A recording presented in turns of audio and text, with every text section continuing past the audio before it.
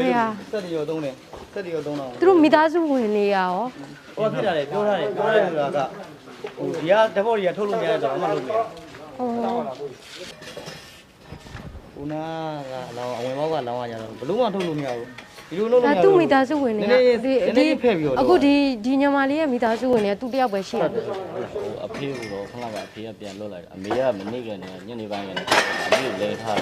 ဟုတ်လားမသိသေးဘူးပေါ့အဲ့ဒါအကိုကြီးဒီညမလေးတွေအတွက်ကိုပေါ့နော်ညီမလေး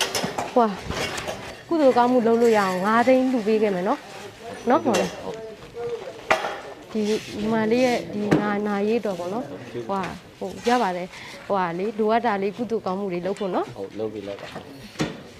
ငုံနေနော်ဟုတ်တယ်အမေမီတော့ကျင်းလှုပ်ကျွင်းနေဟိုရင်မဟုတ်ပါဒီလိုပဲပေါ့ဘေးကနေကျုံးလာလို့ရှင်ဘလို့မှတစ်ခါကြာရင်လောကရဲ့ရှောင်လွဲလို့မရဟိုမိဘကိုလည်းပြောဟုတ်သူတငယ်ချင်းနဲ့ပြောတာသူကတွတ်သွားပြီးတော့သူတငယ်ချင်းပြီလို့သူကတစ်ခေါက်ပြန်ပြီးဖယ်ပေးတဲ့အချိန်မှာပြီသွားတာသူလည်းကောင်းရမွေးရဘဝကိုရောက်မှာပါကိုကြီးနော်ဘာမှမဟုတ်နဲ့ညတွေ့ရတာတွေလည်းတကယ်စိတ်မကောင်းဘူးပေါ့နော်ဘလို့ပဲဖြစ်ဖြစ်သူ့အတွက်အကုသိုလ်ကောင်းမှုလေးအသက်နိုင်ဆုံးလုပ်ပေးလိုက်ပေါ့နော်ဟုတ်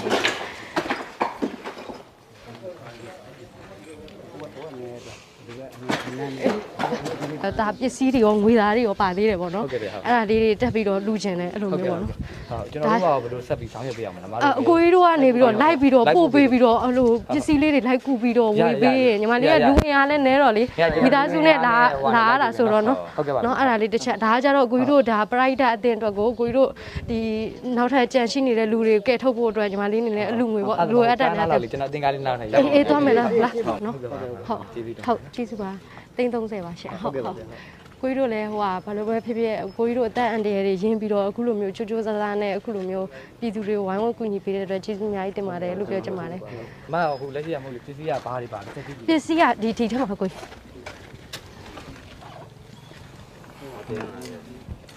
ဒါဆိုရင်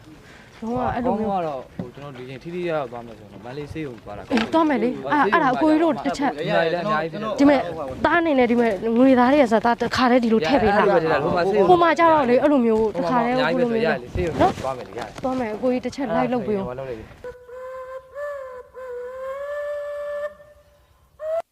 ဒါအခုကတော့ဒီအပြင်ကားတွေဝင်လို့မရဘူးပေါ့နော်အပြင်မှာလူနာတွေကိုဒီတိုင်းမဲ့ထားတာဆိုတော့အခုဒီအသင်းကားနဲ့ပေါ့နော်အသင်းကားနဲ့ကြတော့အသင်းကားပေါ်မှာတင်ပြီးတော့အဲ့လိုလူလို့ရအောင်လုပ်ပေးတာပေါ့နော်